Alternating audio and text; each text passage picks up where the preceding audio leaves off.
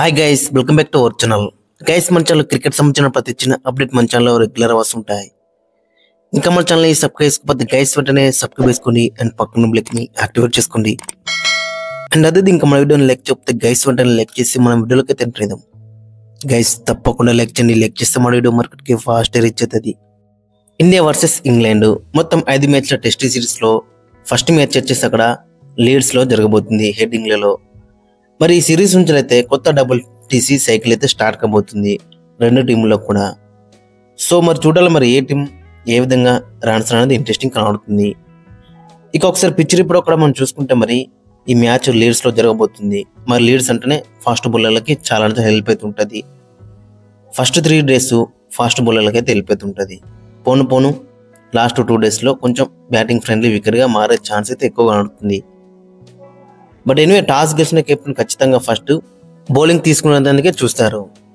ఇక weather report చూసుకుంటే మరి ఇక్కడ ఫస్ట్ డే అయితే ఆల్మోస్ట్ వర్షం అయితే లేదు. బట్ డే 2లో అయితే మొత్తం 60% రెయిన్ అవుతుంది. డే 3లో కూడా ఉంది. అండ్ డే 5 వచ్చేసరికి లేదు. సో కాబట్టి మరి కొంచెం ఇంటరప్షన్స్ అయితే ఉండే అవకాశం అయితే మనకు కనబడుతుంది ఈ మ్యాచ్లో. ఇక వీరి మధ్య హెడ్ ఇక్కడ చూసుకుంటే మొత్తం 136 మ్యాచెస్లో 51 మ్యాచెస్ ఇంగ్లాండ్ గెలిచింది, 35 మ్యాచెస్ ఇండియా గెలిచింది, 50 మ్యాచెస్ డ్రా చేసుకున్నారు.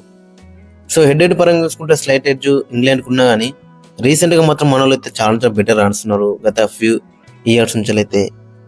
ఇక లాస్ట్ సిరీస్ కూడా మనం గెలిచినాం మన ఇండియన్ సాయిల్లో 4-1తోని.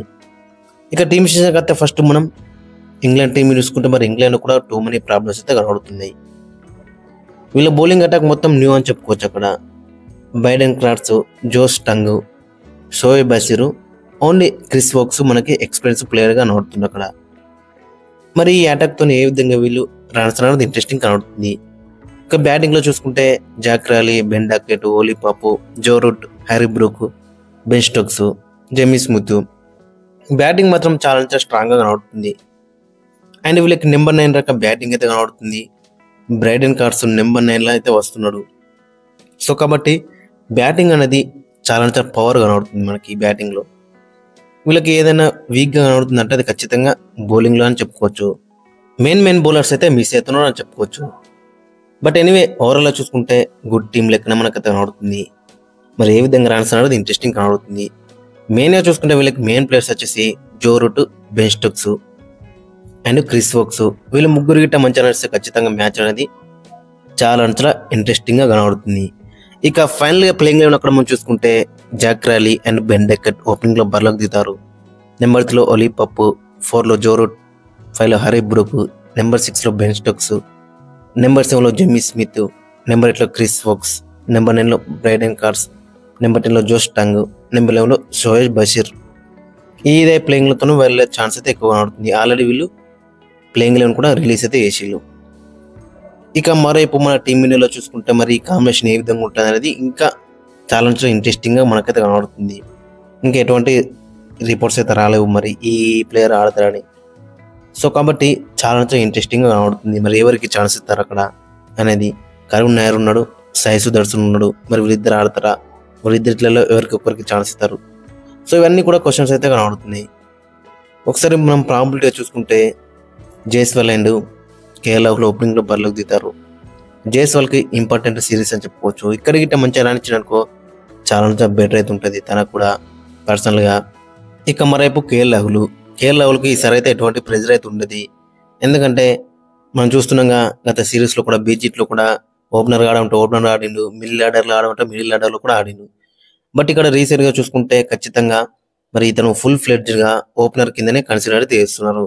సో కాబట్టి అన్ని మ్యాచ్లు కూడా ఓపెనర్గా ఆడే ఛాన్స్ అయితే ఎక్కువ కనబడుతుంది. మరి ఏ విధంగా ఆడుతారో అది ఇంట్రెస్టింగ్ కనబడుతుంది.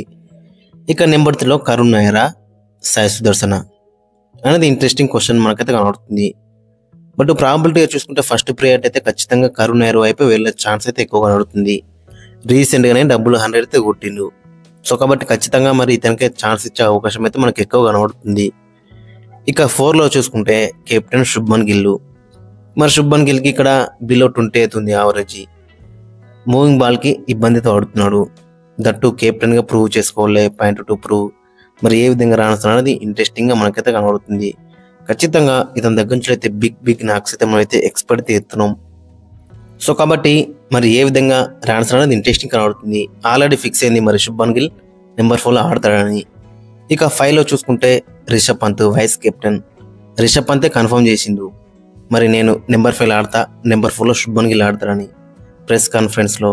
సో కాబట్టి మరి వీళ్ళిద్దరు 4-5లో ఆడతారు. రిషబ్ పంత్ కూడా ఇక్కడ ఆడిన అనుభవం ఉంది, ఎన్నో మంచి మంచి నాక్స్ ఆడిండు, ఒంటి చేత్తో మ్యాచెస్ కూడా గెలిపించిండు. సో కాబట్టి ఇతని దగ్గర నుంచి కూడా బిగ్ నాక్ అయితే ఎక్స్పర్ట్ తీస్తున్నాం, మంచి మ్యాచ్ విన్నింగ్ నాక్స్. ఇక 6లో చూసుకుంటే జడేజా. మరి జడేజా కూడా ఇక్కడ మంచి రికార్డ్ అవుతుందని చెప్పుకోవచ్చు. బౌలింగ్లో కొన్ని వికెట్స్ ఎక్స్పెక్ట్ చేస్తున్నాం అండ్ బ్యాటింగ్లో కూడా కొన్ని రన్స్ అయితే ఎక్స్పెక్ట్ చేస్తున్నాం. ఇక 7లో నితీష్ కుమార్ రెడ్డి. నితీష్ కుమార్ రెడ్డి కూడా బీజీట్లో మనం చూసినాం 5 మ్యాచ్లు ఆడిండు, మంచిగా ఫార్మ్ అయితే వేసిండు. బట్ బౌలింగ్లో ఇంకొన్ని ఓవర్స్ అయితే మనం అయితే ఎక్కువ ఎక్స్పెక్ట్ చేస్తున్నాం. ఇక నెంబర్ 8 అక్కడ మనం చూసుకుంటే శార్దుల్ ఠాకూర్. శార్దుల్ ఠాకూర్ కూడా రీసెంట్గా చూసుకుంటే ప్రాక్టీస్ మ్యాచెస్లో మాత్రం చాలా ఇరగదీస్తున్నాడు. సో కాబట్టి ఖచ్చితంగా ప్లేయింగ్ లెవెల్ ఉంటాడు. ఇక 9లో చూసుకుంటే జస్ప్రీత్ బుమ్రా. జస్ప్రీత్ బుమ్రా కూడా 5 మ్యాచ్లో 3-6 4 మ్యాచ్ అయితే ఆడతాడు. ఫస్ట్ మ్యాచ్ అయితే కన్ఫర్మ్ ఆడతాడు. ఇక 10లో మొహమ్మద్ సిరాజ్. మొహమ్మద్ సిరాజ్ కూడా బీజీట్లో చూసినాక యావరేజ్ పర్ఫార్మెన్సే కనబడింది. మరి ఇక్కడ ఏ విధంగా రన్స్ అనేది ఇంట్రెస్టింగ్ కనబడుతుంది. ఇక 11లో వచ్చేసరికి మరి హర్షదీప్ సింగ్, ప్రసిద్ధి కృష్ణ. ఇక్కడ కూడా కొంచెం మనకి ఇంట్రెస్టింగ్గా కనబడుతుంది. మరి ఎవరికి ఛాన్స్ ఇస్తారు అనేది. ఫస్ట్ ప్రయారిటీ అయితే ఖచ్చితంగా వెరైటీ కోసం హర్షదీప్ సింగ్కే ఛాన్స్ ఇచ్చే అవకాశం అయితే ఎక్కువ కనబడుతుంది. ఒక్కసారి ప్లేయింగ్ లెవెన్ అక్కడ మనం చూసుకుంటే జైస్వాల్ అండ్ కేఎల్ రాహుల్ ఓపెనింగ్లో బరిలోకి దిగుతారు. 3లో కరుణ్ నాయర్, 4లో శుభ్మన్ గిల్, 5లో రిషబ్ పంత్, నెంబర్ 6లో నితీష్ కుమార్ రెడ్డి, 7లో రవీంద్ర జడేజా, 8లో శార్దుల్ ఠాకూర్, 9లో జస్ప్రీత్ బుమ్రా, 10లో మొహమ్మద్ సిరాజ్, 11లో హర్షదీప్ సింగ్. సో ఓవరాల్గా చూసుకుంటే కాంబినేషన్ మాత్రం చాలా బెటర్గా కనబడుతుంది. మనకి నెంబర్ 8 రకం బ్యాటింగ్ ఉంది, బౌలింగ్లో కూడా 2 many ఆప్షన్స్ ఉన్నాయి కాబట్టి చాలా బెటర్గా బ్యాలెన్సింగ్గా కనబడుతుంది. ఇంకా బెంచ్ మీద అక్కడ చూసుకుంటే సాయి సుదర్శన్ అండ్ ప్రసిద్ధి కృష్ణ కూడా కనబడుతున్నారు. మరి వాళ్ళిద్దరు కూడా ఛాన్స్ ఇచ్చే అవకాశం కూడా మనకైతే కనబడుతుంది. బట్ ఎవరి ప్లేస్లో ఛాన్స్ ఇస్తారు అనేది ఇంట్రెస్టింగ్గా కనబడుతుంది. ఇక ఓవరాల్గా చూసుకుంటే కాంబినేషన్ మొత్తం చాలా డెడ్లీగా కనబడుతుంది. ఇదే కాంబినేషన్తో వెళ్తే బెటర్ అయితే ఉంటుంది.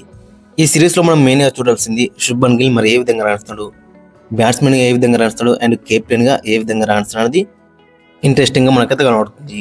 ఇక మెయిన్గా చూసుకుంటే అక్కడ రిషబ్ పంత్, కేఎల్ రాహుల్ అండ్ జస్ప్రీత్ బుమ్రా వీళ్ళు గిట్ట మంచి రాణిస్తే మాత్రం 100% మ్యాచ్ గెలిచే ఛాన్స్ అయితే ఎక్కువ కనబడుతుంది. ఇక మరోవైపు ఏమాత్రం కూడా ఇంగ్లాండ్ని తక్కువ అంచనా రాదు. సో ఓవరాల్గా చూసుకుంటే రెండు టీంలు కూడా పటిష్టంగా కనబడుతుంది. ఫ్రెండ్స్ మరి మీ యొక్క ఒపీనియన్ కింద కామెంట్స్ అయితే మెన్షన్ చేయండి అండ్ మీ యొక్క ప్లేయింగ్ లెవెల్ కూడా కింద కామెంట్స్ అయితే మెన్షన్ చేయండి.